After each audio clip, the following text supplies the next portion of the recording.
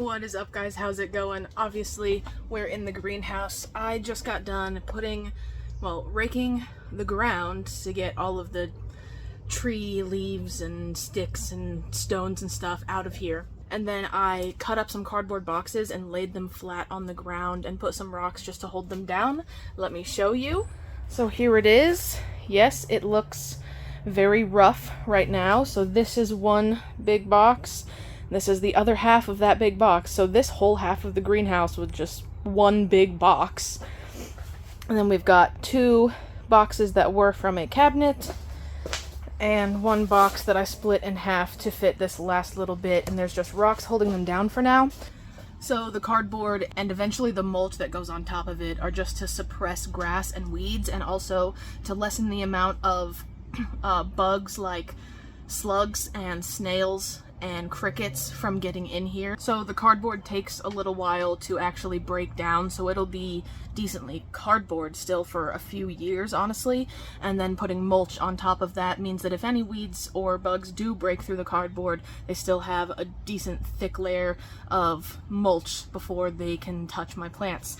And I filled up a lot of small containers today of soil for me to start seeds in. It is the end of February, almost March. We are in the middle of seed starting season. I've been watching tons and tons of videos of other people starting their seeds, and it just pushes me that much harder to get mine ready. I am also starting seeds to sell starter plants at a festival in April, so I'm starting even more than you would probably think I should be with the size garden I have. So basically, I didn't record me filling up the pots with soil or putting the cardboard actually on the ground because I just thought that would be tedious and it would end up with me just fast forwarding through the video. So I thought I'd wait until I had all the containers filled up and the floor ready to go, and then I'll bring you along for actually starting the seeds with me. I don't know if you can tell, but it is 5:01 p.m. so the sun is setting. The days are getting longer. Every day we get 2 to 3 more minutes of sunlight until we spring forward, and that's actually on the 10th of March. I never realized how early in the season it actually happened. I wasn't paying that much attention before I was doing a lot of gardening and stuff. So we actually get to spring forward in time on March 10th. So it's going to be dark longer but stay light later, and then get longer and longer days as the summer comes in. For example, if it's 2 a.m. when you change your clocks, which is the time I think you're supposed to do it, you're going to change your clock from 2 a.m. to 3 a.m. And so if you would normally wake up at 7, it's actually going to be as bright as it would be at 6. So you're losing an hour of sleep, but gaining an hour of light at the end of the day. I also have another thing just outside the greenhouse that I want to show you. So this, I know it is windy out here, I'll try to block it as much as I can, but this is that tabletop. It actually is a leafed table, so like these two sections come apart, but I don't have the leaf. I didn't want that big of a table. And it is just screwed onto this stump. We cut the stump as level as we could and then just drilled the table onto the stump, and we're going to clear coat, like pour epoxy clear coat over the top so that it doesn't weather too quickly. We don't plan to live in this house for a long time. This is a rental, definitely not a permanent space, so we don't really care if the table's only going to last for 2 years. Then I replaced or reset my compost bin. It is now going to live right there. It might end up moving a little bit more forward, like to right here. But for now it's okay right there. It's only going to move if the shadow of it becomes a problem for inside the greenhouse. So here's my little garden right now, and this whole mess, all of those pots and that little table and stuff are actually going to go inside the greenhouse. And got a new table. That's probably going to be where I harden off a lot of my seedlings, so that'll be really helpful. And now I'm going to go inside and get some stuff planted. Hello, humans, and welcome to the change of scenery that I'm sure we all needed. Me and my doggo Taka here are just at my local park taking a walk because he needed some exercise and I needed some air that wasn't sweltering, because both inside my house and inside the greenhouse today was very hot.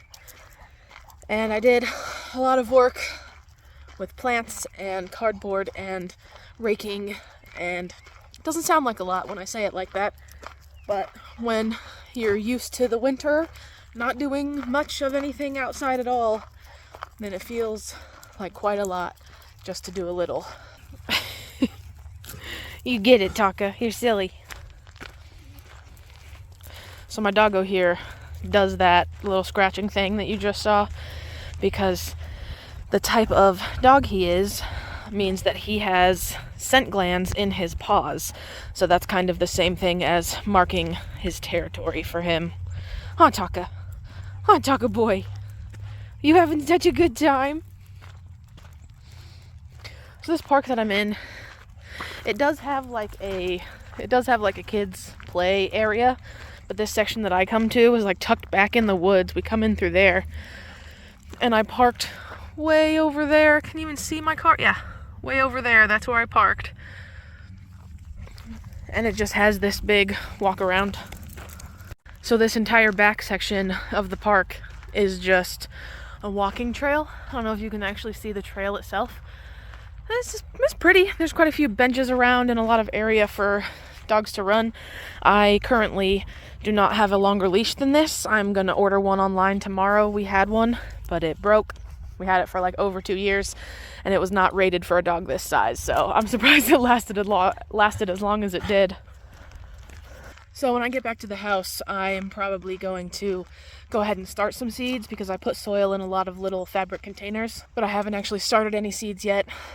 So I'll probably prop you guys up somewhere and talk to you about who really knows what something while I start the seeds.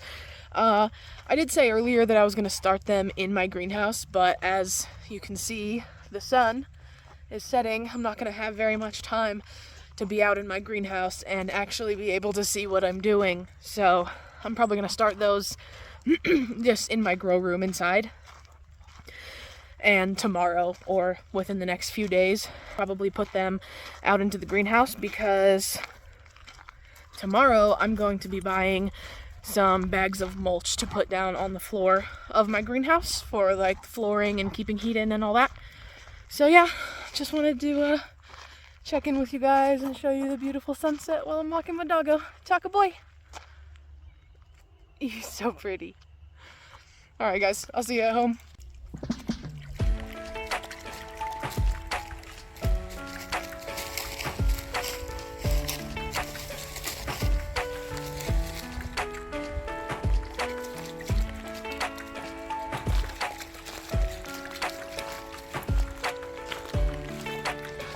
I'm not going all the way across there, dude. Taka, come on.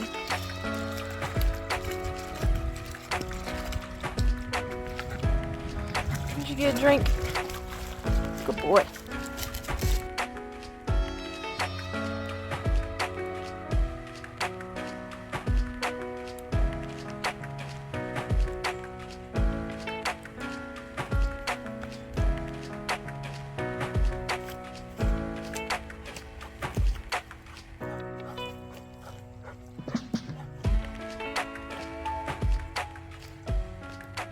What is up, guys? It has been multiple hours since I got back from the park with Taka. I made dinner, I did some dishes, I did some cleaning up, and then I brought all of my soil and containers and stuff that I filled earlier back here into the plant room because I had been filling them in the living room. Just spending time with my love bug while I could. But before we get to seed starting, I would like to share with you some garden mail. This specific garden mail, this one here, is from Wild Boar Farms. And Wild Boar Farms does a lot of exotic tomato varieties. They sell other stuff also, but they specialize in tomatoes. So I did get 3 tomato varieties. The first one is Norwood Miners, and that's right here. I will put a picture of it up on the screen somewhere. This is the slicer tomato variety that I got, and I just liked the description of it. Honestly, I don't remember what the description was at this point, but I just remember liking it. Then I got the Napa Rosé cherry tomatoes, as well as the Napa Chardonnay cherry tomatoes. both of which are very popular varieties of tomatoes. I had just never tried them, and I had never gotten seeds from Wild Boar Farms before, so I thought it would just be interesting, and I did need a few new tomato varieties for the season, so I grabbed those. Those are the only 3 I got from Wild Boar Farms. I'm not sure how I feel about the little packets. I'm sure these are cheaper to make, but I don't know. I like that they zip at the top at the very least, but I don't know. I like it and I don't. So then, I don't think there's any, this box doesn't say Epic or anything, sadly, but we have a big box from Epic Gardening. I look at their website a lot, and I have their app, and I have my own account, so I often log in and just peruse through what they have, do a browse, if you will. I've never even bought anything directly from Epic Gardening. I've only bought seeds from Botanical Interests, and that was before Epic Gardening bought them. So I was a little bit confused when I got an email saying, "Hey Alex, we noticed that, you know, you've used our site before, but it's been a little bit. Here's $25 for free." Just like a $25 gift card, basically. They gave me a little discount code, and it $25 of whatever I wanted to buy in the store. If I only bought $25 worth of items, then I would have had to pay $10 for shipping. And that's it. And that's exactly what I did. But how I think I got the free $25 is Michelle in the Meadow sent me an advent calendar in like September, and I saved it and opened it at Christmas time. But that was sent directly from Epic Gardening. Even though she ordered it and paid for it, it was sent directly to my house, so it looked like I ordered it. Even though it wasn't my card information, the package was attached to my email. So what I think happened is that purchase of the advent calendar is what they recognized as my previous purchase, even though it technically wasn't. And they gave me $25 for free.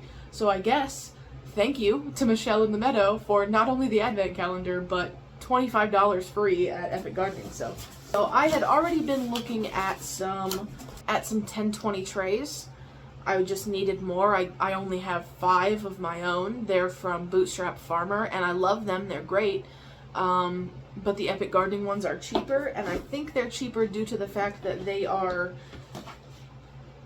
the thinner, like mine are like 3 inches tall. I could fill quite a bit of it with water, and these ones are only like 2 inches. No, not even. Okay, mine are probably like 4 inches tall, and these ones are only like 1 to 2 inches. Not very deep. And they're flat. There's no ridges at the bottom for your plants to drip down into. A lot of people use these for soil blocking. I don't have a soil blocker. Maybe I will sometime in the near or distant future. I'm not sure. But these are supposed to be really heavy duty, like no bendy, no bendy flexy. Oh yeah. They don't flex very far at all. That should be able to hold some pretty good weight. So I got 2 of these, each of which are $10. So this is $20 worth of my purchase. And then I still had $5. And if you know girl math, then you know that if I have a $25 gift card, then I can't only spend $20 of it. I have to spend the $25, even if that makes my shipping cost more. So what ended up happening is I got 2 trays and 2 packs of seeds. Each seed pack was a little less than $3. So in total, it was $20 for the trays, and let's just round up to $6 for the seed packets. And then I would have had to pay only $10 in shipping.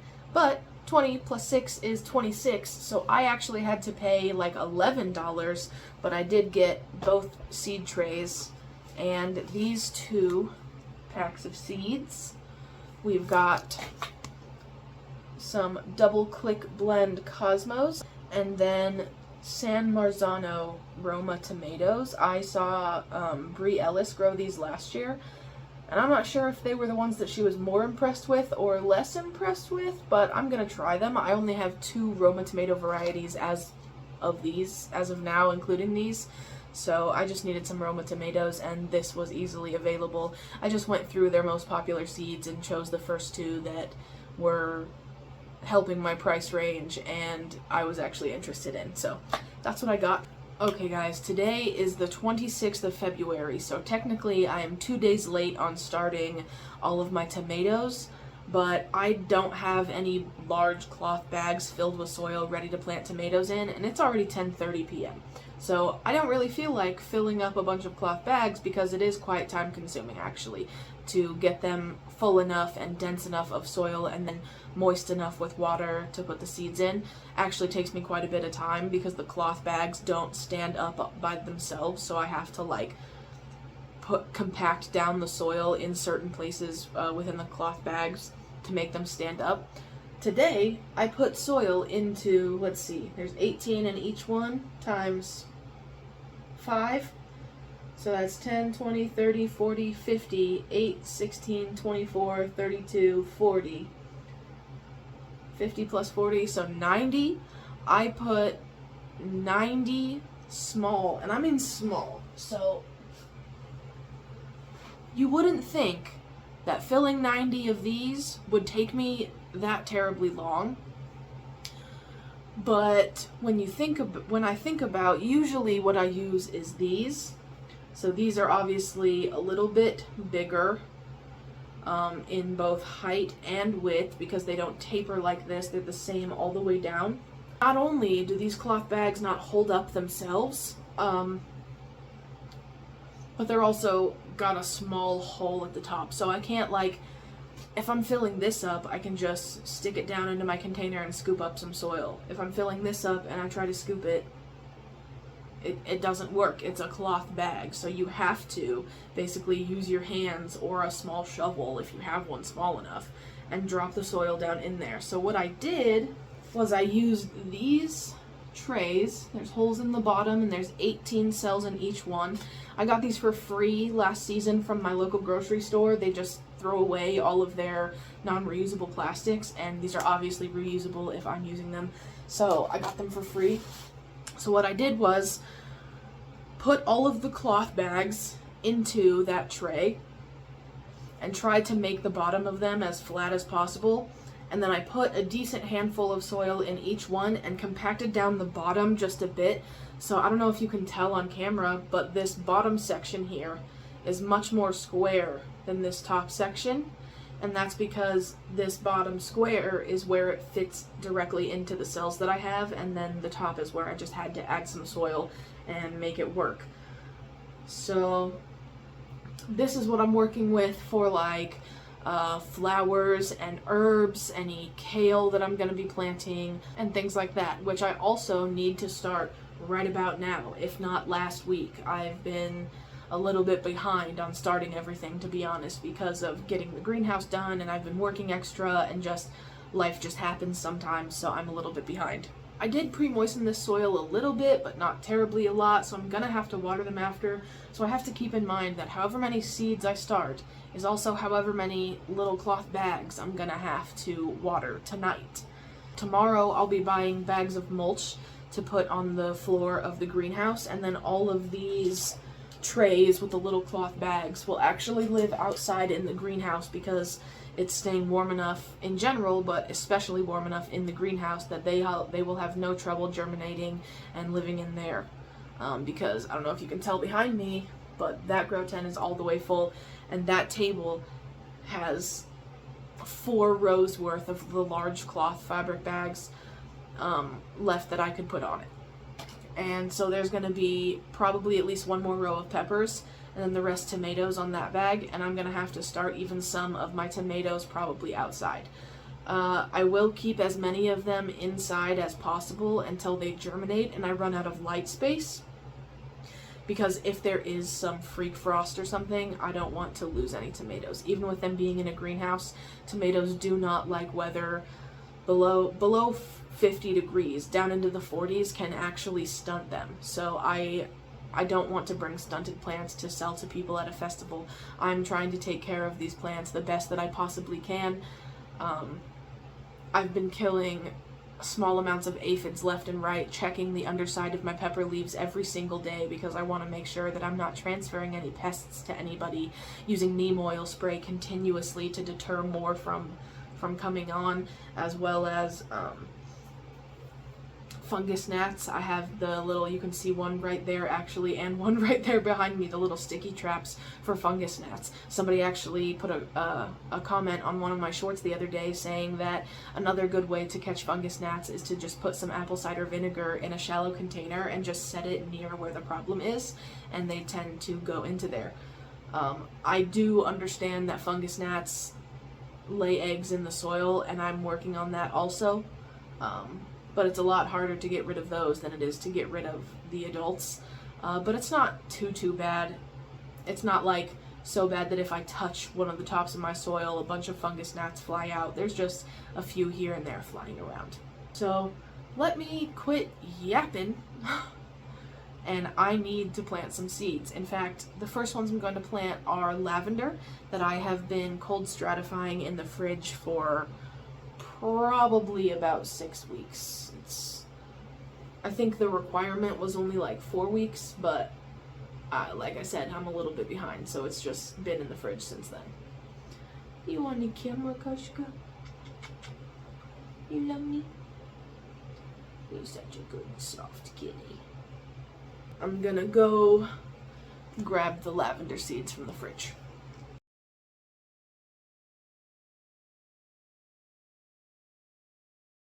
Hello everyone, what is up? It is a few days later from the last little portion of this video that you would have seen.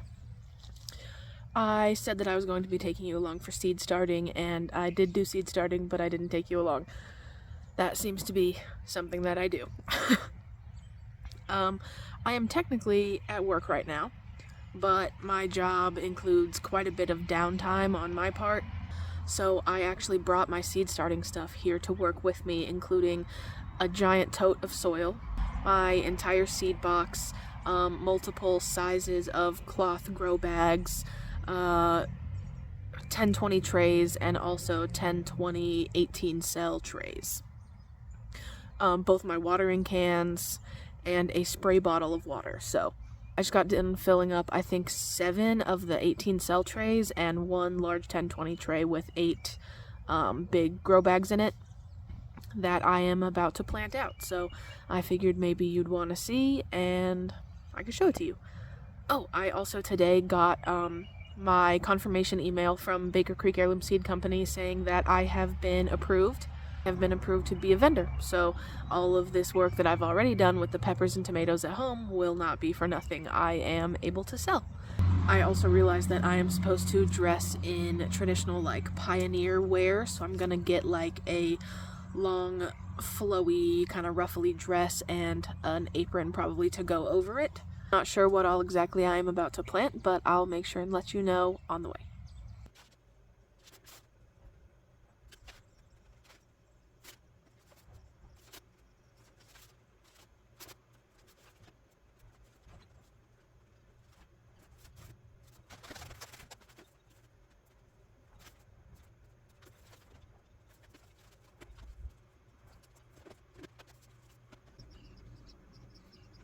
I did try to get some footage of me planting those seeds, and I did get some, but I don't know exactly how much because my camera died, or my phone died while I was doing it.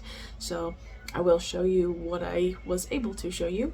And now I'm going to have to take all of my stuff from that back room I was in and pack it all into my car so that after work I can take it home and move it all into my seed starting room.